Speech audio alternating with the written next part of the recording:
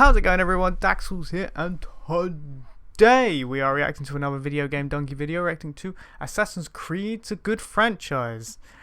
Odyssey. Let's get into it. And away we go. Before I start tearing into this fucking disaster of a video game, I have to pay some due respect. The story starts out pretty strong. Instead of killing people with a fucking feather, you kill them with actual weapons that an assassin might actually use. Instead of being a jumble of incoherent flashbacks, there is structure and a plot, and people's faces are actually animated. It isn't some masterpiece, but it's interesting enough to where you want to keep playing to see what happens next. That is, until you hit a certain point where the story just grinds to a halt because your character isn't a high enough level. Turns out, the side missions aren't side missions because you have to complete a ton of them in order to level your guy up. Of course, this is where time savers come into play. Ubisoft wants you to spend real money on in-game experience so that you don't have to actually play the game you just bought for $60. Stop running! I'll crush you! Already died.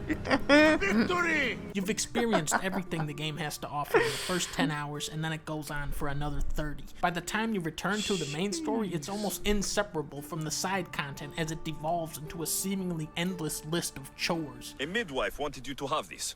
Oh, just what I needed. With Origins, Ubisoft wanted to turn Assassin's Creed into Metal Gear Solid 5. The problem is they still haven't caught up to the technology from Metal Gear Solid 2 yet. The core gameplay is embarrassingly sloppy, leaving this beautiful open world and its hundreds of quests no foundation to stand on. The melee combat feels floaty and unsatisfying with you just sitting there chipping away at a dude's health. Sometimes when you beat a guy, it'll play one of these neat little animations, and other times their body will just ragdoll fly away at 100 miles an hour. Dang. What? That guy's already dead. That's kind of cool, though. Don't worry, I'll beat these snakes. My first experience with the naval combat was me boarding an enemy ship, and then my guy goes, "Prepare to board!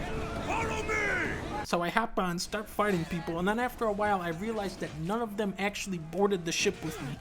Shit, I'm gonna die.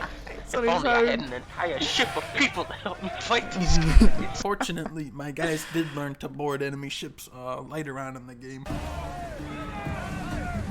Wow. Wow. Wow. Then there's this guy. Back up, Nisios. You'll feel the sting of my venom. Just I stabbed him in the back. I'll end you, Nisios. Twice. Clearly he was aware that I'm stabbing him, and yet he didn't fight back. He was just kind of standing there pointing, and until I did this move. Now that's the one that pissed him off. Then he was ready to fight. Stealth combat was definitely my favorite way to approach this game, and it's going behind people and pressing the Y button. But at least it looks cool. I also made sure to spec into this Spartan kick ability, which is hilarious. There was a really emotional boss fight where this dude comes at you screaming, and it's like, oh shit, now it's about to get crazy. Low. And what? That was the entire fight. What? There were a lot of annoying little oversights, like how you can only fast travel to places where you remember to climb up the specific structure and do the dumb bird thing. The map is filled with tombs and forts, but you're rewarded with such a meager amount of XP for doing them. It isn't even worth it. There's also a general sense of bugginess pervading every minute of the game. You'll go up to a sleeping guard and snap his neck, except his head won't even move. Your character and your horse are constantly getting stuck on the terrain. There was a part where my horse just clipped through a pond. Oh my God. Hey, get off of me! That being said, if you're willing to look past all of these bugs and the repetitive missions and the microtransactions, there is a middling open world game underneath, which has been released weeks before Red Dead Redemption 2.